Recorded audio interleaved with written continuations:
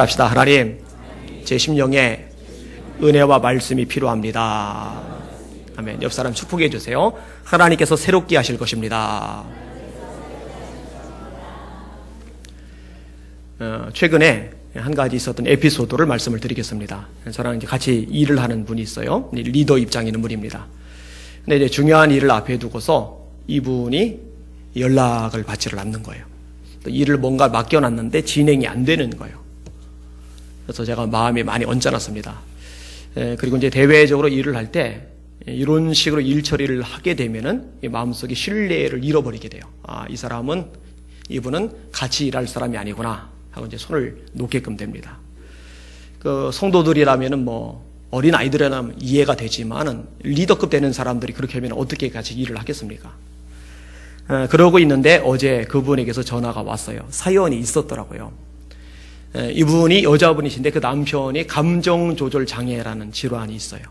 그러니까 이게 한번 이게 욱하면은요 통제가 안 되는 거예요. 함부로 이게 말을 하고서 아내를 이게 내쫓아버린 거예요. 나가라고. 그러니까 아내가 이 여자분이 애들 둘을 데리고 집에서 나왔어요.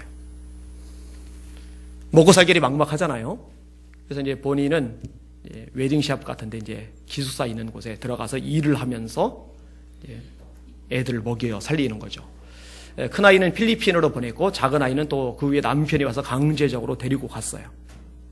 이번에 이제 그런 얘기를 끄집어내는데 정말 힘들었겠더라고요. 특별히 엄마 입장에서 자식들하고 관련이 되는 일이 생기면은 진짜 피가 마르거든요. 그래서 제가 이제 충분히 이해합니다. 피가 말랐겠네요. 정말 속상했겠네요. 이제 위로와 격려를 해드렸어요. 그분이 그런 얘기를 하더라고요. 그 기숙사에서 같이 이제 생활을 하는 분들이 있는데 보니까 진짜로 너무너무 힘들게 산대요. 볼륨 좀 조절해 주세요. 이렇게 힘들게 이렇게 절망적으로 밑바닥 삶을 사는 사람이 많다는 것을 몰랐대요. 그런 사람들이 이제 거기에 모여 있는 거죠. 근데 격려도 위로도 해드렸지만 제가 한 가지 물어봤어요. 이전처럼 기도하세요? 했더니 기도를 이전처럼 못한대요. 너무 바쁘대요. 몸이 너무 힘들대요. 그래서 제가 그랬어요. 그렇더라도 일하는 와중이라도 마음속으로 기도를 꼭 하셔야 돼요. 예배는 잘 드리세요? 했더니 그 근처에 있는 교회를 다니고 있는데 아침 7시에 일부 예배를 드리고 그 다음에 일을 한다고 그래요.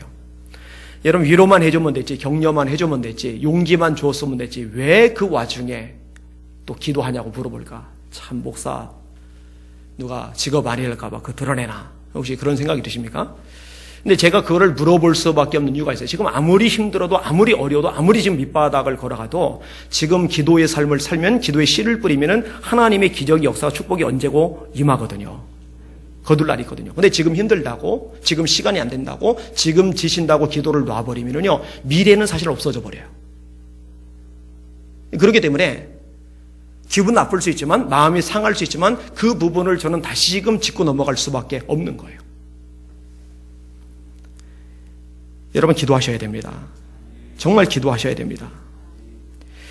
저는 우리 교회에서 기도회가 진행되는 것을 굉장히 좋아합니다. 왜냐하면 이 기도는 절대로 그냥 사라지는 법이 없기 때문에 그렇습니다.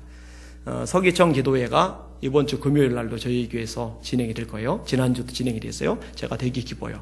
사실은 매주 우리 교회에서 진행하면 안 되겠냐고 제안을 했는데 거절을 당했어요. 다니면서 얘기했는데. 근데 왜 하필 우리 교회에서 계속 하기를 원할까? 이유가 있어요. 이 교회당 안에서 기도가 계속 쌓이니까 그거는 절대로 그냥 사라지지를 않아요. 에스더 기도운동본부를 하고 있어요. 11시 반부터 새벽 5시까지 올 철회를 합니다. 제가 어떤 분 보고 그런 얘기를 했어요. 저 에스더 기도운동본부 기도회가 우리 교회에서 진행되면 좋겠는데 했더니 그분이 그거 불가능할 거라고. 제가 봐도 불가능해요. 영등포가 접근성이 여기보다는 좋거든요. 근데 제가 그런 얘기를 끄집어낸 이유는 밤새 기도하는 기도 모임이 여기서 이루어진다면 이게 얼마나 우리 교회적으로 큰 유익이고 영적으로 큰 능력이 되겠는가. 그런 생각을 하니까 욕심 때문에 그런 얘기를 끄집어낸 거죠. 뭐 그 정도까지는 아니더라도 그래도 요즘 기도하려는 사람들, 기도하려는 움직임들이 계속 있어서 제가 정말 감사하게, 정말 기쁘게 생각을 합니다. 하여튼 무슨 수를 써서라도 성도들 기도하게 만들고 기도를 심게 만들고 그것을 거두면서 하나님이 이렇게 기도 덕분에 역사하시고 축복하였노라고 간증하는 성도들 되게 만들고 싶어요. 그게 목사의 간절한 바람입니다. 오늘 설교의 제목입니다. 따라합시다. 기도를 심으면 거둘 날이 온다. 다시 기도를 심으면 거둘 날이 있다. 많이 심으시기를 주님의 이름으로 축원합니다. 오늘 본문의 핵심적인 메시지가 두 가지입니다. 하나는 항상 기도하라, 다른 하나는 낙심하지 말아라. 그것이 이제 대전제로 1절에 깔려서 묘사가 되죠. 1절을 같이 읽어볼게요. 시작. 예수께서 그들에게 항상 기도하고 낙심하지 말아야 할 것을 비유로 말씀하여. 비유가 이제 뒤에 2절부터 나와요. 이 비유를 말씀하신 목적이 나오는 거죠. 두 가지. 항상 기도하게 하려고. 또 하나, 낙심하지 않게 하려고. 자, 먼저 항상 기도하게 하시려고. 바울 사도는 좀 다르게 표현합니다. 쉬지 말고 기도하라. 항상 기도하라, 쉬지 말고 기도하라. 같은 맥락이죠. 여러분, 예수님은요, 기도를 빼면은 그 생애를 이해할 수 없는 분입니다. 새벽, 오히려 미명에 예수께서 일어나 나가 한적한 곳으로 가서 거기서 기도하시더니 새벽 기도하셨죠. 누가복음 6장에 보면은 밤이 맞도록 기도하시고 철야 기도를 하셨죠. 습관을 쫓아 기도를 하셨어요. 들기도, 산기도 하셨어요. 산기도 중에 우리가 잘 기억하는 기도는 겟세마네 동산의 기도죠. 어떻게 기도합니까? 땀이 땅에 떨어지는 핏방울 같이 되더라. 히브리서 5장에 어떻게 묘사합니까? 그는 육체에 계실 때에 자기를 죽음에서 능히 구원하실 이에게 심한 통곡과 눈물로 간구와 소원을 올렸고 그의 경외하심을 인하여 들으심을 입었느니라. 여러분 그렇게 기도해 본 적 있어요? 막 땀방울이 막 송골송골 맺힐 만큼. 여러분 예수님을 사랑하시죠? 예수님 본받기 원하시죠? 그럼 이런 기도도 한번 흉내를 내보세요. 한번 내가 1년에 한 번이라도, 한 달에 한 번이라도, 한번 주님처럼 전 액을 쏟아가지고 땀이 송골송골 맺힐 만큼 한번 부르짖어 기도해버리라. 허리가 끊어지도록 한번 기도해버리라. 옛날 성도들 식으로 따지면 소나무를 한번 뽑아버리라. 이런 자세로. 그런 기도가 참 가치가 있고 의미가 있죠. 이 예수님께서 제자들을 향해서도 기도에 대해서 굉장히 많이 강조를 하십니다. 예수님의 가르침의 제일 많은 부분은 하나님 나라. 그 다음에 두 번째로 제일 많은 부분이 바로 이 기도에 대한 메시지입니다. 특별히 노골적으로 시간적인 개념도 말씀하시죠. 1시간도 끼어서 기도할 수 없다냐. 여러분 적어도 하루에 1시간 이상은 집중적인 기도 시간 가지시길 바랍니다. 그리고 나머지 틈이 날 때마다 마음으로 기도하시면서 일하시고 기도하면서 길을 걸으시고 기도하시면서 집안일도 하시고 기도하시면서 운전도 하시고 그래서 기도가 쉬지 않고 이어지는 여러분들 되시길 주님의 이름으로 축원합니다. 사도 바울 역시 늘 기도에 힘썼죠. 여러분 초대교회의 특징이 뭐였어요? 예전 개역 한글판에서는 전혀 기도에 힘쓰니라. 지금 개역 개정판에서는 오로지 기도에 힘쓰니라. 사회적으로 볼 때 약자들이었고 많이 못 배운 사람들이었고 인원수도 소수였었고 그런데 영적인 지각 변동을 일으켰어요. 왜 그게 가능했죠? 전혀 기도에 힘쓰니까, 오로지 기도에 힘쓰니까 거기에 영적인 권세와 다이나믹이 있었던 거죠. 지금의 한국교회가 뭐 어렵다, 힘들다, 교인 수가 준다, 이런저런 문제들이 있다라고 얘기가 많지만요. 사실 괜찮아요. 기도만 다시 회복이 된다면은, 그래서 하나님의 능력이, 영광이, 성령의 임재가 나타난다면은 얼마든지 이전보다 더 큰 부흥 경험할 수 있는 줄 믿으시길 바랍니다. 하나님 역사시면 지금도 되는 거니까. 자, 두 번째 부분은 낙심하지 말라는 부분입니다. 항상 기도하라고 말씀하시면서 왜 낙심하지 말라고 말씀하셨을까요? 낙심할 요인이 있거든요. 왜 낙심하죠? 기도응답이 빨리 안 되니까. 내가 원하는 시간이 있어요. 내가 지금 바라는 어떤 기간이 있어요. 그런데 이 기간이 자꾸 넘어가요. 그러면 이제 마음이 낙심이 되는 거죠. 또 상황이 조금씩이라도 좋아지면은 기대와 소망을 품고 더 열심히 기도를 할 텐데 상황이 기도를 하고 있음에도 불구하고 조금 더 나빠질 때, 더 밑으로 곤두박질 칠 때, 이럴 때 우리 마음속에 낙심이란 놈이 슬그머니 고개를 내밀고 우리를 지배하기 시작을 해요. 예수님이 그걸 아시는 거예요. 아시고 낙심하지 말라고 말씀하시는 거거든요. 여러분 요셉 얘기를 잘 할 겁니다. 구덩이에 던져지잖아요. 그 다음에 묶여서 끌려가잖아요. 그 다음에 보디발의 집에 노예가 되잖아요. 그리고 감옥에 들어가잖아요. 꿈을 해먹여줬더니 2년이나 잊어버리잖아요. 마치 계단 밑으로 한 계단씩 내려밟듯이 요셉의 인생은 자꾸만 밑으로 곤두박질 쳐요. 하나님을 경외하는데, 말씀에 순종하는데, 기도의 삶을 여전히 포기하지 않는 경건한 하나님의 사람인데 그 삶은 자꾸만 곤두박질 쳐요. 근데 정말 감사한 것은요, 요셉이 낙심하는 대목이 한 군데도 안 나와요. 낙심하는 대목 찾아본 적 있어요? 한번 창세기에서 찾아보세요. 찾아서 저한테 알려드리면 제가 현금으로 100만 원을 드리겠습니다. 진짜로 안 나와요. 여러분, 사람이 낙심을 하는 진짜 이유는요, 환경 때문이 아닙니다. 처지 때문이 아니고 문제 때문이 아닙니다. 진짜는 그 눈이 하나님을 바라보고 있지 않기 때문에 그래요. 하나님이 약속하신 약속의 말씀을 끝까지 믿지 못하기 때문에 그래요. 그리고 또 하나, 신앙 훈련이 제대로 이루어지지 않았기 때문에 그래요. 하나님을 바라보고 있으면요, 낙심 안 합니다. 하나님의 약속을 말씀을 믿고 있으면요, 낙심 안 할 수 있습니다. 그리고 신앙 훈련이 된 사람은요, 인내하는 과정에서 낙심하지 않고 뚫고 나갈 수가 있습니다. 이사야 40장에 보면은요, 이스라엘 백성들이 낙심에 빠졌어요. 그때 이사야 선지자가 이렇게 예언을 합니다. 너는 듣지 못하였느냐? 알지 못하였느냐? 영원하신 하나님 여호와 땅끝까지 창조하신 자는 피곤치 아니하시며 명철이 한이 없으시며 피곤한 자에게는 능을 더하시며 무능한 자에게는 힘을 더하시나니 소년이라도 피곤하며 곤비하며 장정이라도 넘어지며 자빠지되 오직 여호와를 앙망하는 자는 새 힘을 얻으리니 독수리의 날개치며 올라간 같을 것이요 다른 박질하여도 곤비치 아니하겠고 걸어가도 피곤치 아니하리로다. 하나님이 힘을 주신다는 거죠. 그 힘 때문에 뚫고 나가는 거예요. 독수리처럼. 바람 불 때, 비가 내릴 때 다른 새들은 처마 밑에 숨어서 이 비가 지나가기를 기다리지만 독수리는 그 바람 불고 비가 부는 한복판을 뚫고 나갈 만큼 강한 날개 힘을 가지고 있거든요. 왜 하필이면 이사야 선지자가 수많은 새들 중에 독수리를 언급했을까? 하나님을 바라볼 때 환경이 아니라 문제가 아니라 사람이 아니라 처지가 아니라 하나님을 바라볼 때 하나님이 새 힘을 주시고 그 새 힘이 마치 독수리가 날아가는 것 같은 능력으로 우리에게 작용하는 것을 말씀해 주고 있는 거거든요. 바람 부는데 비가 내리는데 환경이 어려운데 처지가 안 좋은데 문제가 여전히 있는데 형편이 최악인데 그럼에도 불구하고 하나님이 주신 새 힘으로 뚫고 나가니까 낙심하지 않게 되는 거죠. 우리 예수 비전교 성도들이 그런 능력의 성도들 되시기를 주님의 이름으로 축원합니다. 아멘. 그게 진짜 신앙의 능력이죠. 자, 그 다음에 비유를 통한 구체적인 가르침을 주시는데요. 예수님이 대비를 참 잘해요. 묘사를 참 잘해요. 과정법 같은 것도 참 잘 쓰세요. 그러면서 그 얘기하고자 하는 핵심을요 확 부각시켜요. 오늘 식으로 따지면은 국문학과 전공한 사람들 뺨칠 만큼 이 표현력이, 문장력이 뛰어나신 예수님이세요. 불의한 재판관, 형편없는 인간 말종 같은 재판관을 비유 속에 등장을 시킵니다. 자, 2절을 한번 보세요. 시작. 이르시되 어떤 도시에 하나님을 두려워하지 않고 사람을 무시하는 한 재판장이 있으니. 자, 두 가지 묘사가 나오죠. 하나님을 두려워하지 않아요.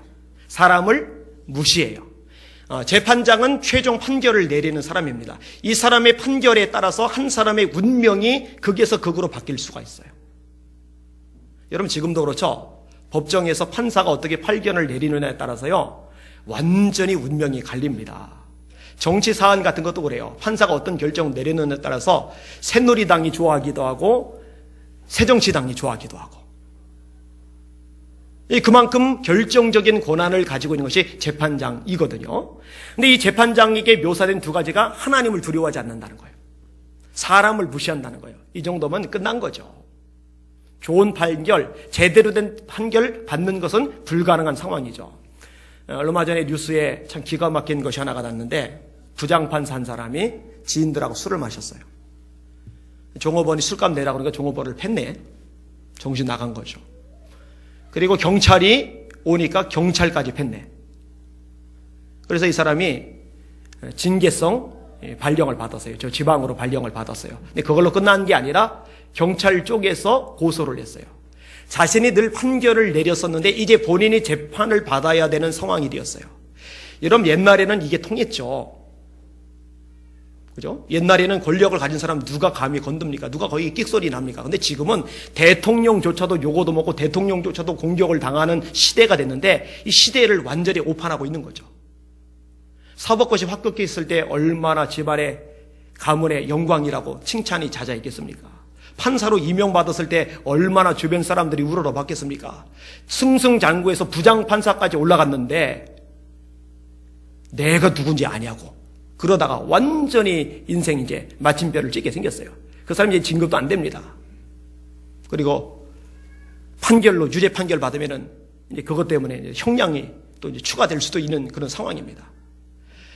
이런 사람 하나님을 두려워하지 않는 거죠. 사람 무시하는 거죠. 종업원도 무시하는 것도, 경찰도 무시하는 것도. 오늘 본문의 재판관이 그런 말종 같은 사람인 거예요. 이런 사람을 예수님이 비유 가운데 등장을 시킨 거예요. 자, 이 사람 반대편에 이제 전혀 다른 차원의 한 사람을 주님이 등장을 시켜줬어요. 자, 보세요. 3절 시작. 그 도시에 한 과부가 있어 자주 그에게 가서 내 원수에 대한 나의 원한을 풀어주소서 하되. 과부. 이 당시에 사회적인 약자 딱 셋을 꼽으면은 첫째 과부, 둘째 고아, 셋째 이방 나그네. 이건 구약에도 그대로 등장을 합니다. 지금 한국의 여자들은 그래도 괜찮습니다. 한국에 있는 여자들 시집을 잘 안 가는 이유 중에 하나가 경제력 때문이랍니다. 그죠? 그리고 여자들의 목소리가 점점 커지는 이유가 이 경제력 때문이랍니다. 예전에는 남편이 월급 봉투 받아서 전달해 주는 것을 받기 전에는 어려웠는데 이제는 그것 아니어도 사는 거예요. 게다가 요즘에는 월급 봉투를 남편이 하사를 해주는 게 아니라 아내 통장으로 그냥 이렇게 들어가잖아요. 그 통장 카드를 아내가 가지고 있고 이러면 이제 남자가 맥을 못 써요. 근데 예전에는요, 과거에는요, 여자들이 일을 할 수 있는 여건이 전혀 없는 거예요. 바느질 같은 거 외에는요, 일할 수 있는 조건이 아무것도 갖춰져 있지를 않은 거죠. 그러니까 한 과부다. 이 이야기는 이 과부가 남편이 없는 차원이 아니라 경제적인 면에서 밑바닥일 수밖에 없다는 것을 그 당시 예수님 비유를 듣는 사람들은 대번에 이해를 하는 거예요. 딱 알아듣는 거예요. 그러니까 재판관과 이 형편없는 재판관과 과부 너무너무 이게 선명하게 확 와닿는 거예요. 그러니까 예수님은 스토리텔링의 대가이신 거죠. 이 과부가 변호사 쓸 돈이 어디 있겠습니까? 재판장에게 뇌물 집어줄 돈이 어디 있겠습니까? 하나님을 두려워하지 않고 사람을 무시하지만 돈 주면 움직이거든요. 그런데 돈을 줄 만한 역량이 이 과부에게 없는 거예요. 그러니까 이 과부가 그 재판장을 통해서 자기 문제를 해결받을 수 있는 가능성은요, 손톱만큼도 보이지 않는 거죠. 근데 놀랍게도 그 다음 절 두 절 속에서 이 재판장이 태도를 바꿔요. 자, 4절과 5절을 읽을게요. 시작. 그가 얼마 동안 듣지 아니하다가 후에 속으로 생각하되 내가 하나님을 두려워하지 않고 사람을 무시하나 이 과부가 나를 번거롭게 하니 내가 그 원한을 풀어주리라. 그렇지 않으면 늘 와서 나를 괴롭게 하리라 하였느니라. 이 사람 근본을 변하지 않았어요. 지가 지 입으로 말해요. 나 하나님 두려워하지 않아. 나 사람들 무시해. 근본적인 심성은 변하지를 않았는데 그런데 왜 도대체 태도가 변했느냐? 왜 변했어요? 이 대답이 나와요. 그렇지 않으면 늘 와서 나를 괴롭게 하리라. 이 늘이란 말 대신에 바꿔 쓸 수 있는 말이 뭐예요? 아까 1절에 나온 항상. 늘 와서 나를 괴롭게 하리라. 항상 와서 나를 괴롭게 하리라. 이 구절 속에서 우리가 충분히 추론해 볼 수 있는 대목이 있죠. 이 과부가 힘은 없지만, 돈은 없지만, 사람들에게 대접받을 만한 백그라운드는 없지만, 그럼에도 불구하고 한 가지는 있어요. 끈기. 지독할 만큼의 끈기는 있는 거예요. 무시당해도 찾아가는 거예요. 욕 먹어도 찾아가는 거예요. 자존심이 상해도 찾아가는 거예요. 기분이 나빠도 찾아가는 거예요. 이 여자가 낙심하지를 않는 거예요. 또 찾아가고 또 찾아가고 또 찾아가고. 재판관이 어떻게까지 말하느냐? 이 과부가 나를 번거롭게 한다. 늘 와서 나를 괴롭게 한다. 괴로운 거예요. 힘으로 괴롭게 한 게 아니라 인내로, 끈기로 재판장을 괴롭게 한 거예요. 여러분, 인간성 제로인 재판장이 아무 힘도 없는 과부로 인해서 피로할 정도니 대단한 거 아니겠습니까? 나는 우리 교회 성도들에게 이 끈기가 있었으면 좋겠어요. 여러분, 뭔가 해내는 사람들 보면요, 이런 자세가 있어요. 여러분, 이런 끈기, 이런 인내가 여러분의 것이 되실 수 있기를 주님의 이름으로 축원합니다. 아멘. 자, 그리고 이제 결론적으로 주님이 말씀을 하셔요. 자, 일단 6절을 한번 보세요. 6절 같이 읽을게요. 시작. 주께서 또 이르시되 불의한 재판장이 말한 것을 들으라. 아까 조금 전에 설명한 내용, 그 대목을 말하는 거예요. 그리고 정말 하시고자 하시는 말씀이 7절인데 같이 읽습니다. 시작. 하물며 하나님께서 그 밤낮 부르짖는 택하신 자들의 원한을 풀어주지 아니하시겠느냐. 그들에게 오래 참으시겠느냐. 여기에 중요한 키워드가 몇 가지가 있어요. 첫 번째 키워드는 택하신 자. 아무에게나 응답을 해주시는 게 아니에요. 택하신 자, 이것을 다른 말로 하면 구원받은 자, 다른 말로 하면 거듭난 자, 다른 말로 하면 하나님의 자녀가 된 권세를 가진 자. 여러분 하나님의 자녀가 되셨습니까? 그럼 오늘 본문에 해당되는 주인공들 맞습니다. 여러분 하나님의 자녀가 되는 권세 누구에게 주시죠? 예수님을 영접하는 사람, 예수님을 믿는 사람에게 주세요. 요한복음 1장 12절이죠. 영접하는 자 곧 그 이름을 믿는 자들에게는 하나님의 자녀가 되는 권세를 주셨으니 이는 혈통으로나 육정으로나 사람의 뜻으로 나지 아니하고 오직 하나님께로서 난 자들이니라. 예수님을 주님으로 믿으십니까? 예수님을 인생의 주님으로 영접하셨습니까? 그러면 여러분에게 하나님의 자녀의 권세가 있으신 거예요. 예수님을 여러분이 주님으로 정말로 고백하고 믿으십니까? 주님이에요, 주님. 내 종이 아니에요. 하수인이 아니에요. 아쉬울 때 부르는 램프 속에 거인 지니가 아니에요. 정말 주님으로 부르십니까? 정말로 주님으로 부르신다면 그것은 성령께서 여러분 안에 계시다는 증거예요. 왜냐? 고린도전서 12장 3절에 하나님의 영으로 말하는 자는 예수를 저주할 자라지 않고 성령으로 아니하고는 누구든지 예수를 주시라 할 수 없느니라. 성령님의 도우심이 아니면 여러분 예수님 주님이라 부를 수 없어요. 로마서 8장이죠. 너희가 다시는 무소하는 종의 영을 받지 아니하고 양자의 영을 받았으므로 아바 아버지라 부르짖으리라. 그 아들의 영을 너희 마음 가운데 보내사 아바 아버지라 부르게 하시느니라. 이 성령을 통해서 예수님을 주님이라고 고백하게 하시고 예수님을 주님이라고 고백하는 이 믿음을 통해서 하나님의 자녀가 되는 권세를 주시는 줄 믿으시길 바랍니다. 이 자녀됨에게 기도 응답의 특권이 있는 거거든요. 여러분 제 방키를 달라고 옆집 아이들이 졸라대면 제가 줍니까 안 줍니까? 안 주죠. 우리 아이들이 달라고 졸라대면 제가 줍니까 안 줍니까? 주죠. 여러분들도 마찬가지예요. 아, 목사님 너무하시네? 아니요. 여러분들도 똑같아요. 자녀이기 때문에 줄 수 있는 것들이 있어요. 자녀가 아니라면 줄 수 없는 것들이 있어요. 오늘 본문에 분명히 말씀하세요. 택하신 자. 그 다음에 중요한 키워드가 또 하나가 있는데 하물며 하나님께서 여러분 기도응답을 주시는 주체가 누구십니까? 하나님이십니다. 하나님은 어떤 분이십니까? 전능하세요. 그리고 사랑과 긍휼이 많으세요. 저와 여러분의 아버지가 되세요. 왜 하물며라는 단어가 앞에 붙었을까요? 간단합니다. 이 불의한 재판관과 비교를 하는 거예요. 저렇게 하나님을 두려워하지 않고 사람을 무시하는 인간 말종 같은 재판관도 응답을 해주는데 하물며 너희 하나님께서 응답을 해주지 않겠느냐. 그 이야기를 끄집어 내시는 거예요. 여러분 하나님의 전능하심을 정말로 믿으십니까? 여러분 믿고 기도하실 수 있기를 바랍니다. 왜냐하면 야고보서 1장에 말씀하고 있어요. 오직 믿음으로 구하고 조금도 의심하지 말라. 의심하는 자는 마치 바람에 밀려 요동하는 바다물결 같으니 이런 사람은 무엇이든지 주께 얻기를 생각지 말라. 두 마음을 품어 모든 일에 정함이 없는 자로다. 기도응답 받을 생각 하지 말라고 성경은 말씀하고 있으니까요. 한 교회 목사님이 저한테 전화를 하셨어요. 많이 힘들어요. 교인이 아직 얼마 안 돼요. 한 20, 30명 정도 되는데 조금 성장하다가 쫙 쪼그라들고 조금 성장하다가 쫙 쪼그라들고 그래서 제가 그랬어요. 그건 누구나 마찬가지다. 나도 그런 거 수없이 겪었다. 그런데 그럴 때마다 사람 보고 환경 보고 분위기 보고 쭈그라들고 그러면 하나님 기뻐하지 않는다. 상황이 어떻든 처지가 어떻든 문제가 어떻든 하나님 바라보고 하나님을 믿는 믿음으로 고백하다 보면은 나중에 보면은 하나님께서 역사하신 것들이 손이 쥐어진 것을 발견하게 된다. 따라합시다. 너희가 기도할 때 무엇이든지 믿고 구하는 것은 다 받으리라. 이 믿음이 필요하거든요. 출애굽기에 보면은요, 이스라엘 백성들이 하나님을 자꾸 원망을 해요. 믿지 못해요. 믿지 못한다는 말하고 같은 의미로 쓰여지는 용어가 나오는데 이 백성이 나를 멸시하는도다.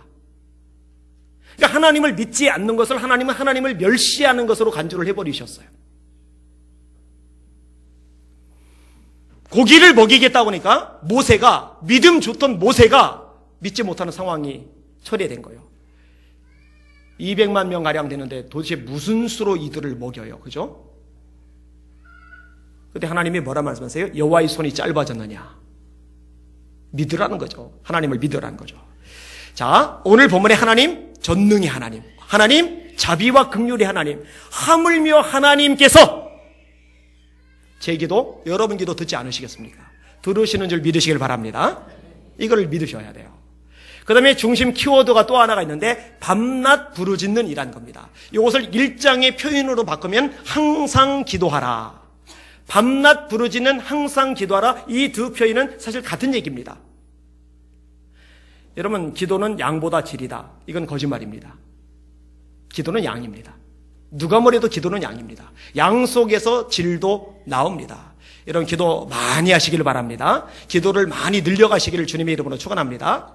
적어도 하루에 1시간은 하셔야 되고 기도 분량을 점점 늘려가셔야 돼요. 그래야 능력 있는, 역동성 있는, 승리하는, 악한 영들을 쫓아내는 그런 권세 있는 신앙생활이 가능해요. 기도하셔야 돼요. 반드시 하셔야 돼요. 여러분, 다니엘은 항상 기도하던 사람이죠. 기도하던 다니엘이 위기를 만났습니다. 사자굴에 들어가게 생겼어요. 근데 그 와중에도 또 기도를 심어요. 전에 하던 대로 하루 3번씩 하나님께 기도하고 감사하였더라. 사자굴에 들어갔어요. 왕이 도장을 찍은 것 때문에 총애하는 다니엘이지만 할 수 없이 집어 던지고 밤새 잠을 못 자요. 설친 눈으로, 충혈된 눈으로 새벽에 사자굴까지 쫓아가서 기대도 없지만 외치는 거예요. 사시는 하나님의 종 다니엘아, 하나님이 너를 구원하시기에 능하셨느냐. 근데 예기치 않게 속에서 소리가 들리죠. 왕이여 만수무강하옵소서. 왕이여 만수무강하옵소서. 나의 하나님이 이미 그의 천사를 보내어 사자들의 입을 봉하셨으므로 사자들이 나를 상해하지 못하였사오니 이는 나의 무지함이 그 앞에 명백함이오며 또 왕이여 나는 왕에게도 해를 끼치지 아니하였나이다. 거둔 거죠. 평소에 기도하던 그 기도의 씨앗이 하나님의 기적으로 갚아진 거죠. 왕이 다니엘 끄집어내고 더 높여져요. 왕을 모함하던 사람을 사자굴 속에 집어넣었더니 뼈가 바닥에 닿기도 전에 사자들이 그 뼈를 으스러뜨렸다고 성경은 말씀해 주고 있어요. 아까도 말했듯이요. 나는 우리 성도들이 이 능력, 이 기적, 이 축복을 경험하는 성도들 되기를 원해요. 그럼 얼굴이 해같이 빛날 거 아니겠습니까? 주님이 말씀하기를 지금까지는 너희가 내 이름으로 아무것도 구하지 아니하였으나 구하라. 그리하면 받으리니 너희 기쁨이 충만하리라. 이 기쁨이 충만하시기를 주님의 이름으로 축원합니다. 이 기쁨이 충만해야죠. 그죠? 이 응답 때문에. 최근에 오신 분들 때문에 옛날 얘기 한 번 더 끄집어낼게요. 지하학교에 있을 때 하나님 앞에 기도를 했죠. 지상으로 이전하게 해달라고. 그런데 그렇게 기도하게 된 계기가 있어요. 첫 번째, 완전 지하라서 빛이 안 들어와요. 두 번째, 물난리가 나면은 물이 차고, 게다가 물난리가 안 날 때도 주방에서 물을 제때 퍼내지 못하면 또 물이 차요. 세 번째, 쥐가 들어와서 새끼를 낳는데 이 쥐가 너무나 빨리 번식을 해서 늘어가는 거예요. 수요예배 때 설교하다 말고 앞으로 달려오는 쥐 제가 내려가서 밟았다니까요. 그게 또 발밑에 밟혔는데 이 앞에는 재신이 형제 보고 갖다 버리라고 해서 갖다 버렸거든요. 저 구로동 지하학교에 있을 때. 아마 제가 죽을 때까지 그 이야기는 못 잊을 겁니다. 설교하다 말고 내려가서 쥐 밟은 사건, 재신이가 버린 사건 못 잊을 거예요. 쥐를 잡기 위해서 처음에 쥐 약을 놨다가 우리 애가 먹을까 봐 치웠고, 쥐 덫을 놨는데 한 마리도 안 잡히고, 쥐 끈끈이를 놨는데 잘 잡혀요. 그걸로 꽤 잡아냈어요. 근데 한 놈, 새끼 난 그 놈, 교회에서 너무 오래 살다 보니까 지혜가 충만해가지고 끈끈이란 끈끈이는 넘어다니고 피해 다니면서 절대로 안 잡히는 그 놈. 제가 앞자리 기도할 때 자기가 판 구멍에 고개 내밀고 쳐다보던 바로 그 놈. 제가 그때 그 쥐를 되게 미워했었거든요. 정말 싫더라고요. 그러다 보니까 몇 안 되는 교인들이지만 교인들 얘기가 들리는 거예요. 예배당 안에 들어오기가 싫다는 거예요. 애기 엄마들 절대로 애기 데리고 안 와요. 비위생적이니까. 그래서 이제 얼마 달라고 기도할까? 2억. 억소리 날 만큼 큰 돈 억 2개짜리 2억. 2억이면 되려니 하고 2억을 달라고 기도한 거잖아요. 그때 제가 오늘 보면 이 과부처럼 기도를 했어요. 밤낮 부르짖었어요. 밤낮. 정말 반 미친 사람처럼 기도를 했어요. 하우여 목사님이 그 가끔 설교 시간에 인용했다고 그래요. 친구인데 찾아왔는데 같이 산책을 하는데 얘기를 하는 게 아니라 2억 달라고 기도만 하고 혼자 다녔으니까. 근데 하나님이요, 그 기도 들어주시더라고요. 제가 개척을 할 때 성민교회에서 100만 원을 후원을 해줬어요. 개척을 할 때. 근데 이전을 할 때 그 이상 더 후원해 주기는 어려울 겁니다. 그런데 전종서 목사님이 그때 3천만 원을 후원해 줬어요. 연세 많으신 사모님 한 분이 오셨는데 새벽에 우세요. 남편이 간암 말기라 이제 3개월밖에 못 산다는데 병원 가서 휠체어 끌고 계단까지 가서 거기서 통성 기도를 했잖아요. 그 덕분에 이제 병원 측에서 간호사들 쫓아와가지고 문 두들기면서 이게 무슨 소리냐고. 왜냐면 이 뻥 뚫린 곳으로 전병실에 다 들 만큼 제 목소리가 크잖아요. 근데 이제 하나님이 역사하셔서 이분이 더 오래 사셨어요. 그리고 감사하다고 2천만 원 헌금하시고, 저기 앉아 계신 최 장로님이 그때 합류를 하시면서 1억을 헌금하시고, 그리고 나머지 5천만 원이 또 하나님의 능력으로 채워졌어요. 나중에 얘기 들어보니까 이 재신 형제가 자기는 그 기도할 때 못 믿었대요. 2억 줄이라고. 이제는 이제 믿을 것 같아요. 그죠? 그래서 하나님이 2억을 주셨다니까요. 2억을 받고 나서 제가 얼마나 기쁘고 감격하고 뭐 신이 나겠습니까? 복도방 튀어갔더니 실망스러운 말이 들려요. 3억 5천에 뭐 70만 원을 내라나. 이상한 복도방이다. 다른 데 갔더니 똑같은 거예요. 순간 열이 받아가지고, 하나님, 제가 기도할 때 잘못 기도하면은 수정해 주셨잖아요. 저는 세상 물정 모르니까 2억 기도했지만 하나님은 아시니까 안희한 목사야 2억 가지고 택 없으니 5억 기도하라 했으면은 5억으로 바꿔 기도했을 텐데 2억 기도할 동안 내비두시다가 2억 주시고 2억으로 택도 없잖아요. 이게 뭡니까? 따졌잖아요. 그리고 잠시 후에 하나님, 제가 대들었습니다. 회개합니다. 용서해 주세요. 회개 기도를 하는 중에 성령께서 제 안에 감동하시기를 인터넷 들어가 봐라. 복덕방밖에 생각을 못 해봤는데 인터넷으로 부동산 볼 생각을 한 번도 해본 적이 없는데 기도 중에 그 감동 주셔서 인터넷 들어갔는데 그때 눈에 들어온 게 지금 참사랑 교회 자리잖아요. 3층 전체 2층. 그게 몇 평인지 아세요? 처음에 제가 100평을 예상하고 2억을 기도를 했는데 그게 163평이잖아요. 얼마에 계약을 했죠? 1억 9,700만 원에 계약을 했잖아요. 그러니까 하나님이 그걸 주시려고 2억만 딱 기도하게 하신 거예요. 그리고 그 이후의 과정은 여기에 오는, 그리고 건축하는 과정까지 이어진 거고요. 여러분, 요거 다음번 책의 요 부분을 제가 쓸 생각입니다. 지금 큰 출판사 한 군데서 기획 출판으로 제 책을 내주겠다고 해서 원고 달라고 지금 하는 상황입니다. 요 부분을 이제 다음번에는 이제 집어넣고 쓸 거예요. 그리고 뇌종양 수술한 부분, 요 부분도 이제 집어넣을 거예요. 따라합시다. 밤낮 부르짖는. 다시 더 크게. 밤낮 부르짖는. 택하신 자들의 원한을 풀어주지 않으시겠느냐. 믿으시길 바랍니다. 밤낮 부르짖는, 항상 기도하는 여러분들 되시기를 주님의 이름으로 축원합니다. 주목할 것이 하나가 더 있어요. 마지막 8절을 좀 더 설명할 필요가 있는데 8절을 한번 보세요. 시작. 내가 너에게 이르노니 속히 그 원한을 풀어주시리라. 그러나 인자가 올 때에 세상에서 믿음을 보겠느냐 하시느니라. 자, 이 기도와 예수님이 어떤 단어 하나를 연결을 시키시죠. 뭐죠? 그게 믿음이에요. 인자가 세상에 올 때에 세상에서 믿음을 보겠느냐. 다시 말해 이 불의한 재판관에게 하소연하고 밤낮 부르짖던 과부처럼 그렇게 기도할 기도자들을 보겠느냐. 다시 말해서 밤낮 부르짖는 사람, 항상 기도하는 사람, 쉬지 않고 기도하는 사람, 그것이 곧 믿음이라는 거예요. 그리고 믿음에는 반드시 따라오는 게 있죠. 데살로니가 전서 1장에 따라합니다. 믿음의 역사. 그래서 항상 기도하고 부르짖어 기도하고 밤낮 기도하는 그 기도의 다음에는 역사가 나타나게 되는 겁니다. 말씀을 정리하겠습니다. 공병호 씨 알아요? 꽤 유명하죠. 이분 대기업의 아주 섭외 강사 1순위 강사죠. 그 다음에 관공서 같은 데 또 1순위 강사고 책을 굉장히 많이 썼죠. 신문 같은 데 칼럼도 늘 올리는 분이고, 저는 이분이 기독교인인 줄 몰랐는데 최근에 알았어요. 기독교인이에요. 그리고 이분이 기도와 관련해서 글을 하나 썼더라고요. 그 글이 너무 좋아서 제가 스크랩을 해놨는데 읽어드릴게요. 들어보세요. 기도는 어떻게 해야 할까? 의무로서의 기도가 아니라 기쁨으로 기도를 드릴 수는 없을까? 예수님을 믿기 시작한 사람이라면 누구든지 비슷한 고민을 해본 적이 있을 것이다. 물론 오랫동안 신앙생활을 해온 분들에게 이런 질문은 초보적인 것일 수 있지만 기독교에 막 들어온 초신자들에게 기도는 여전히 힘들고 어려운 일이다. 성경은 항상 기뻐하는 일, 범사에 감사하는 일, 그리고 쉬지 않고 기도하는 일이야말로 하나님이 기뻐하시는 일이란 점을 분명히 말한다. 항상 기뻐하라, 쉬지 말고 기도하라, 범사에 감사하라. 이는 그리스도 예수 안에서 너희를 향하신 하나님의 뜻이니다.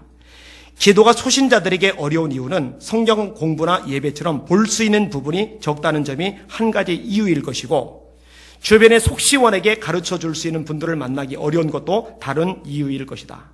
내가 기도를 가까이 하게 된 계기는 특별하지는 않지만 기도 때문에 어려움을 겪는 분들이라면 참조할 만한 내용을 담고 있다고 생각한다.